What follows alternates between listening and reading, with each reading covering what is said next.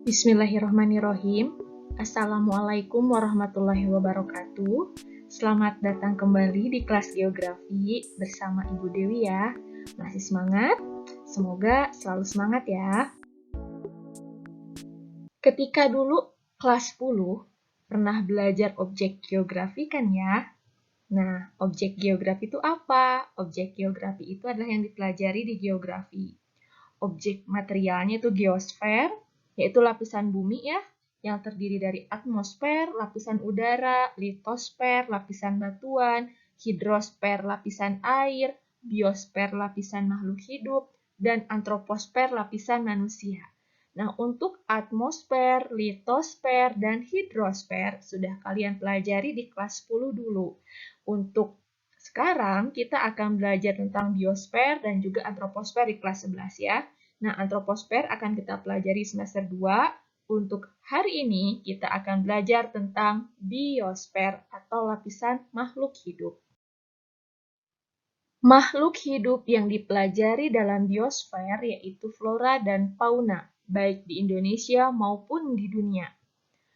Karena jika manusia itu masuknya ke antroposfer.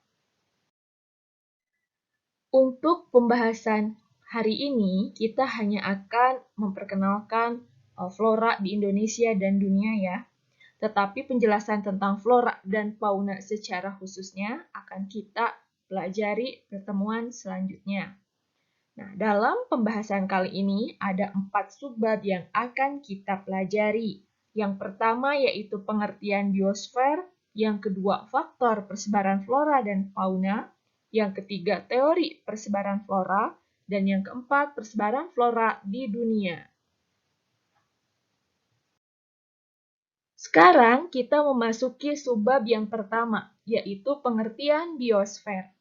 Apa itu biosfer? Jadi, biosfer ini berasal dari dua kata.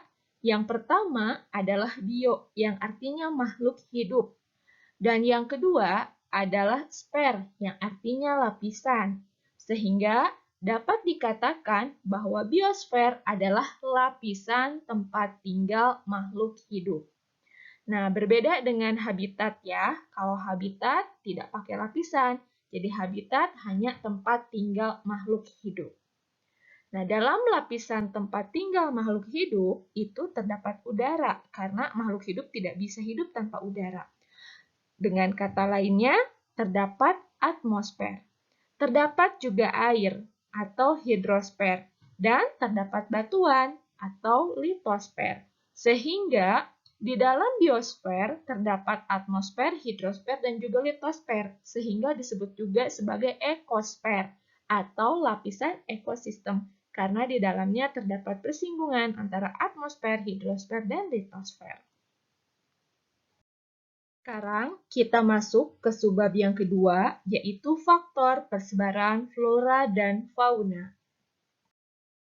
Faktor persebaran flora dan fauna ada 4. Yang pertama faktor klimatik, yang kedua edafik, yang ketiga fisiografi, dan yang keempat adalah faktor biotik.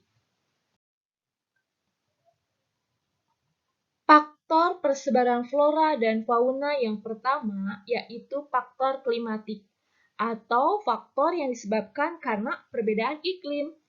Contohnya, tumbuhan yang ada di Indonesia berbeda dengan tumbuhan yang ada di negara Jepang.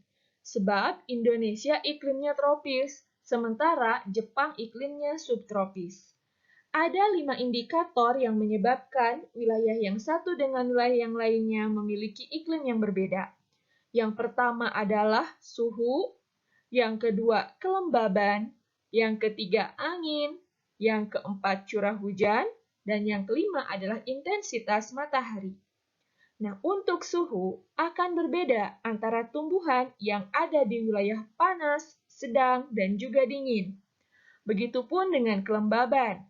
Akan berbeda pula tumbuhan yang ada di daerah yang lembab basah, lembab kering, atau daerah yang kering. Nah, angin di sini memiliki peran dalam menyebarkan satu tumbuhan di suatu wilayah ke wilayah yang lain. Curah hujan juga berpengaruh, semakin besar curah hujan, maka tumbuh-tumbuhan di daerah tersebut cenderung akan semakin besar dan semakin tinggi. Begitupun sebaliknya, semakin kecil curah hujan, maka tumbuh-tumbuhan pun akan semakin pendek dan semakin kecil. Untuk intensitas matahari, semakin banyak wilayah tersebut memiliki sinar matahari atau terkena sinar matahari, maka wilayah tersebut akan memiliki banyak jenis-jenis spesies tumbuhan. Dan sebaliknya, jika wilayah tersebut sedikit mendapatkan sinar matahari, maka tumbuhan yang ada di daerah tersebut akan semakin sedikit pula. Faktor persebaran flora yang kedua yaitu faktor edafik atau faktor tanah. Misalkan seperti ini, sama-sama di Indonesia. Kenapa tumbuhan yang ada di Pulau Jawa berbeda dengan tumbuhan yang ada di Pulau Kalimantan? Ya karena jenis tanahnya berbeda. Misalkan kalau di Kalimantan itu jenis tanahnya gambut, sementara di Pulau Jawa didominasi oleh tanah aluvial. Sehingga tumbuhan yang ada di daerah tersebut pun berbeda. Nah, ada beberapa indikator untuk melihat perbedaan jenis tanah. Yang pertama dilihat dari kedalaman, yang kedua tekstur, yang ketiga struktur, dan yang keempat pH tanah. Untuk kedalaman ya, semakin dalam tanahnya, maka semakin subur tanah tersebut, sehingga semakin banyak tumbuhan yang bisa hidup di sana. Yang kedua adalah tekstur. Seperti kita ketahui, tekstur ada 3 ya. Yang pertama itu adalah tanah liat. Mungkin kalian bisa membayangkan ya, tanah liat yang sering dipakai untuk kerajinan. Kemudian ada tanah pasir yang seperti di pantai. Dan juga ada tanah debu yang sering kita lihat untuk pertanian. Nah, jika teksturnya berbeda, otomatis tumbuhan yang ada di sana pun pasti akan berbeda. Kemudian yang ketiga adalah struktur. Nah, kalau struktur tanah itu ada 2. Yang pertama ada struktur gembur dan yang kedua ada struktur yang padat. Nah, jika strukturnya berbeda, otomatis tumbuhannya pun akan berbeda. Dan yang terakhir adalah pH tanah. Nah, pH tanah ini bisa berupa tanah asam, tanah basah, atau tanah netral. pH-nya berbeda, maka tumbuhan yang ada di sana pun akan berbeda.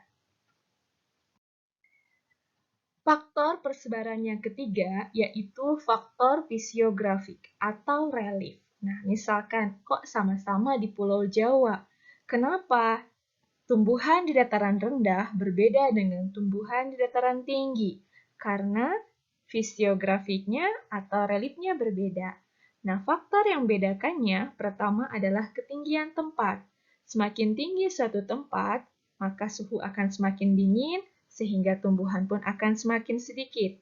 Begitupun dengan faktor yang kedua, yaitu kemiringan lereng. Nah, akan berbeda di daerah yang kemiringan lereng menghadap matahari dan di daerah yang kemiringan lereng yang membelakangi matahari. Faktor persebaran flora yang keempat yaitu adalah biotik atau ulah makhluk hidup. Contohnya seperti persaingan tumbuhan, misal di suatu tempat dengan cahaya matahari terbatas atau dengan tanah dengan unsur hara terbatas, maka tumbuhan-tumbuhan yang sama akan memperebutkan unsur hara tersebut atau matahari sehingga nanti akan ada tumbuhan yang terseleksi. Kemudian yang kedua, faktor biotik yaitu persebaran oleh hewan. Jadi di sini ada beberapa hewan yang mampu menyebarkan bibit dari suatu wilayah ke wilayah yang lainnya. Dan yang ketiga adalah karena tindakan manusia yang mampu mengaplikasikan teknologi sehingga mampu memindahkan tumbuhan dari wilayah yang berbeda iklim untuk tumbuh di wilayahnya. Kita masuk ke subbab yang ketiga, yaitu teori persebaran flora. Dalam teori persebaran flora, terdapat seorang ahli biogeografi yang bernama Clinton Hart Merriam. Nah, beliau adalah seorang ahli biogeografi yang melakukan penelitian di tahun 1988. Ini fotonya ya. Nah, menurut beliau, tipe tumbuhan dipengaruhi oleh temperatur atau suhu, katanya. Nah, bisa kita lihat ya, ini adalah gambar bumi. Bagian tengah itu adalah daerah tropis dengan lintang rendah, dan semakin ke atas itu adalah lintang kutub dan atau lintang tinggi. Nah, menurut Clinton Hart Merriam, semakin tinggi suatu lintang, maka suhunya akan semakin dingin. Begitupun dengan ketinggian suatu tempat. Nah, ini ibaratnya sebuah gunung. Semakin tinggi suatu tempat, maka suhunya pun akan semakin dingin. Maka dapat disimpulkan bahwa semakin tinggi ketinggian suatu tempat dan semakin tinggi letak suatu lintang, maka suhunya akan semakin dingin. Dampaknya terhadap tumbuhan adalah yang pertama, jumlah spesies tumbuhan akan semakin berkurang. Jadi di daerah panas tumbuhannya itu banyak, makin ke daerah dingin akan semakin sedikit. Kemudian ketinggian tumbuhan pun akan berkurang. Yang ketiga, kerapatan tumbuhan berkurang karena terseleksi, dan yang terakhir, kemampuan adaptasi terhadap cuaca lain pun akan berkurang. Nah, ini adalah teori yang dikemukakan oleh teori Clinton Hart Merriam. Kita memasuki subbab yang terakhir di pertemuan kali ini, yaitu tentang persebaran flora di dunia. Di dalam persebaran flora, terdapat suatu istilah yang bernama bioma. Apa itu bioma? Nah, bioma ini adalah suatu wilayah geografis yang sangat luas, yang dikategorikan berdasarkan iklim, tumbuhan, dan hewan yang ada di sana. Biasanya bioma dibagi berdasarkan tumbuhan yang dominan ada di sana. Misal, jika dominannya pohon, maka bioma itu adalah hutan.